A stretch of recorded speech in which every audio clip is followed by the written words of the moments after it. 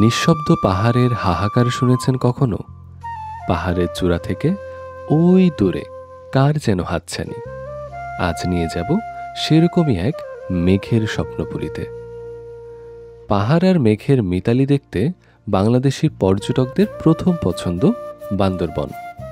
জমাট বাঁধা ঘন সাদা মেঘ আর ঘন সবুজের গল্প চলে সারা বেলা, আর তা দেখতেই ট্রেকিং করে বুক ভরে শীতল হাওয়ার স্বাদ নিতে উঁচু পাহাড়ে ওঠে পাহাড়প্রেমীরা।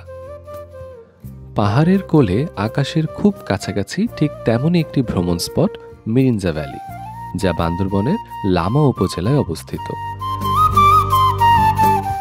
সমুদ্রপৃষ্ঠ থেকে প্রায় 1500 ফুট উঁচুতে এর অবস্থান।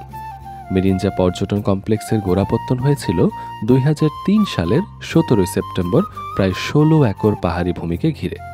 এর আগেও কিছু পাহাড় প্রেমী ট্রেকারদের আনাগোনা থাকলেও যাতায়াত ও থাকা খাওয়ার অসুবিধার দরুন পর্যটকদের ভিড় সেখানে ছিল না। এই কমপ্লেক্সই মূলত স্থানটির জনপ্রিয়তা সৃষ্টি করে।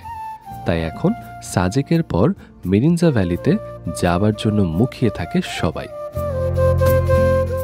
আর দর্শনার্থীদের চাহিদার দরুন এখানে তৈরি করা হয়েছে সুন্দর সুন্দর সব রিসোর্ট, যেখানে আগে থেকে বুকিং করে গেলেই থাকা খাওয়া সহ সব বন্দোবস্ত পেয়ে যাবেন।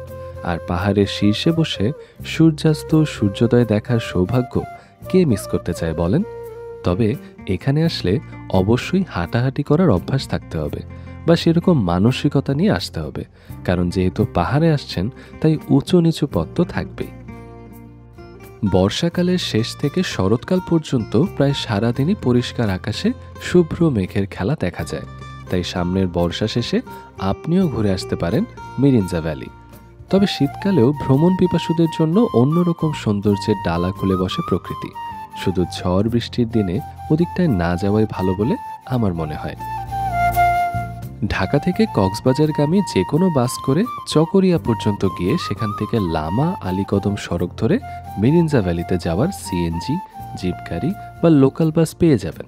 এছাড়া মিরিঞ্জা ভ্যালিতে কিভাবে সহজে যাবেন, কোথায় থাকবেন, কেমন খরচ পড়বে এবং কি কি দেখার আছে তা বিস্তারিত নিয়ে একটা ভিডিও অলরেডি ট্রাভেল A1 এর ইউটিউব চ্যানেলে আপলোড করা আছে।